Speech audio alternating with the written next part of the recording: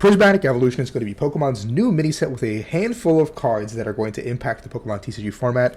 For the most part, it's a collector set with some really cool alt arts, the evolutions, a bunch of reprints. So for those of you guys who haven't filled out your collection with some of these really impactful cards, this is a great time to pick them up when they get released in this set, because almost certainly the price will drop from the main card and this card. So if you were hesitant to pick up some of these cards, there's a surefire way to pick them up, because I guarantee you there's going to be so much product opened for cards like this that you guys will be able to pick it up.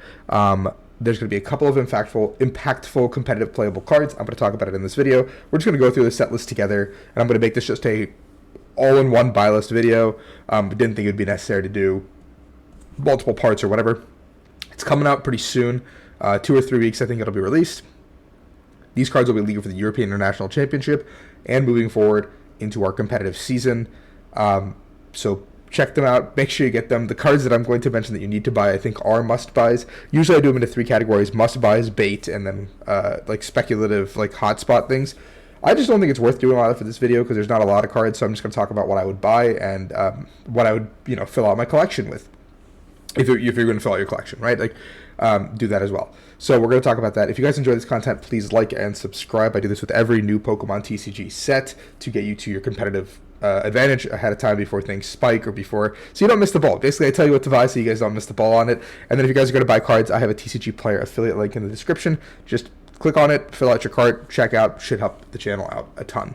Let me know if you guys do use it. I am testing some new stuff out. It is a new link, so I want to make sure that it actually works. So anyway, let's get to the video. Sorry for the long intro. A couple of the early cards are just not worth talking about. Badoo is the most impactful one here. You do want to pick this card up. I think you don't ever need more than 2 or 3 copies, but I would just pick up a playset because it cannot be worth more than a couple of pennies. Collectors are going to just whisk by it as they open their packs. It's going to be a common in the set. So there's going to be hundreds and hundreds of these, if not thousands, listed for people just getting rid of them. So pick up your Badoos. I would get those for sure. A couple of reprints here. The Leafeon is interesting, but I don't think it's worth playing. We have Festival Lead as a reprint, Hydrapple as a reprint as well. And especially Ogerpon is an important reprint. If you have not picked up your Ogerpons in some capacity, I think this is a great one to pick up and just fill out your collection, because Ogerpons probably are going to be important in the course of the format for the whole time they're here, because it is the only viable grass attacker that just powers itself up instantly, and it's also a draw, so it's like a very good support engine that can get splashed into pretty much anything for the rest of time, basically. So I think this is a card that's going to keep longevity.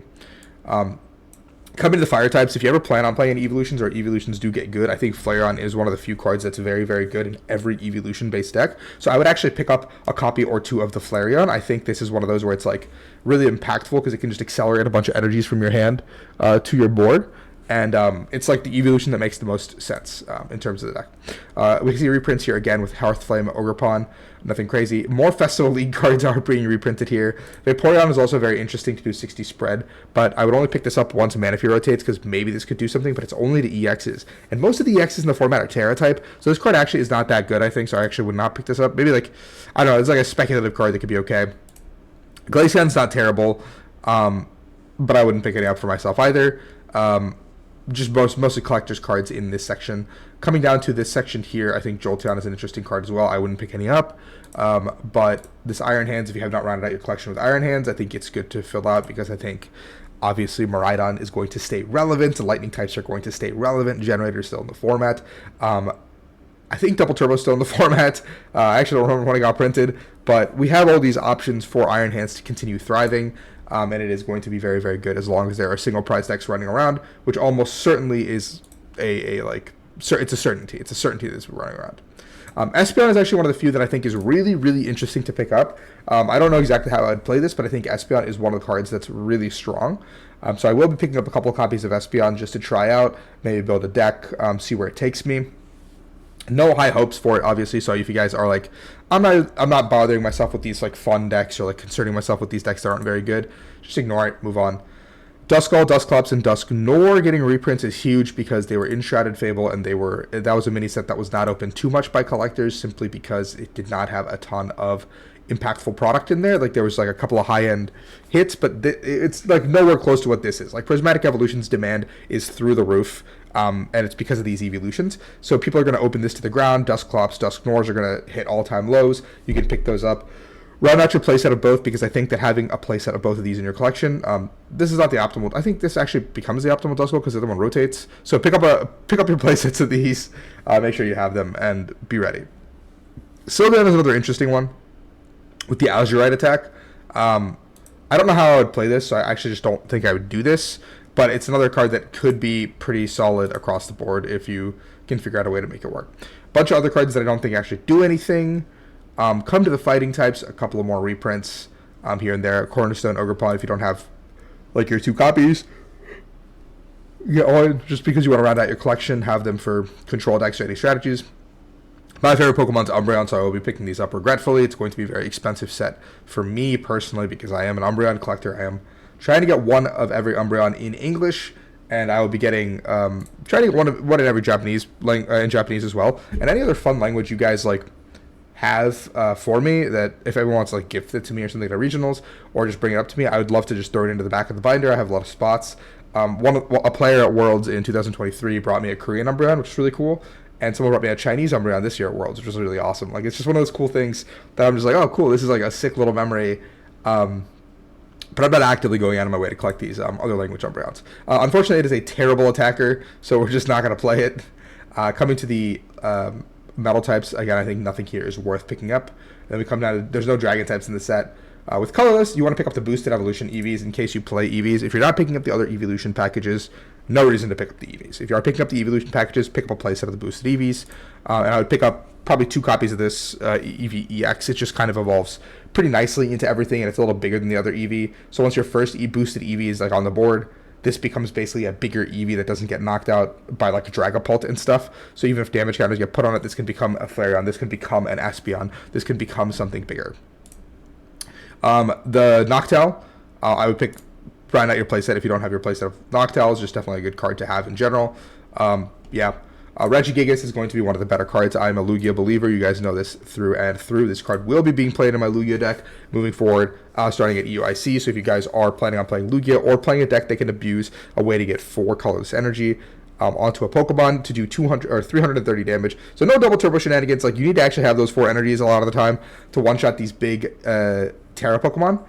Regigigas is your card. Regigigas is going to be the card that does it. I would pick up 2 copies probably. You probably don't need more than that. I don't think there's any deck that really needs more than 2 because you can just play cards like Rescue Stretcher that are universally better, or Thornton in a vacuum. But 2 copies is like the max I could see a deck playing, so I'd pick up 2 of those.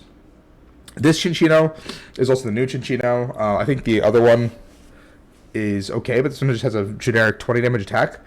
So maybe I think this is the better Chinchino. I saw someone say that somewhere. I don't know why, but if you're playing Lugia, I guess maybe this is the better Chinchino. I got to look into why that was the reason, but I'm just going to grab a playset of these and call it a day, see what happens. Or Minchino. I don't know. I don't remember which one's which. I don't actually remember which one's which. I just call it Little Rat, Big Rat. Couple of other reprints. This Norman's pretty awful. This Squirrel is adorable. Munching on some berries, but yeah, nothing crazy. Reprints in the trainers and some new trainers and supporters here. There's one of each black belt, which I think is pretty cool. I would round out your Buddy Poffins if you don't have those. It's going to be a staple across the board. Glass Trumpet is another one you should round out your playset of. This is a Rod Max. I don't think this ACE SPEC will ever really see play, but I said that about like Energy Search Pro as well, and Goldango found a home for it. I said that about like Secret Box, and all their decks found a home for it. So just pick it up, just buy it. No reason not to. Just have it in your collection in case things happen. One of each research here as well, so you can start picking and choosing which research is your favorite, which professor is your favorite as you play it in your decks in the future.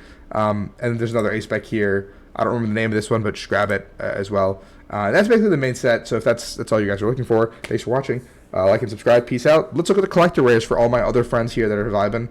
A lot of cool full art looking cards. Nothing like super standouty here to me. These are the ones that go kind of crazy. Like these tarot cards, like this Ceruledge looks insane. Like, oh, it's got to look so cool in person, low key. All the EV cards, obviously. Palafin, an homage.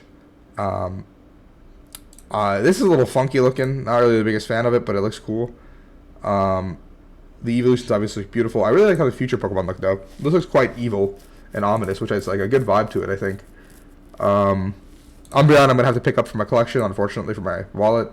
This is beautiful. Like, it's like a wall painting kind of thing. The Goldango looks awesome. The Petrant looks awesome.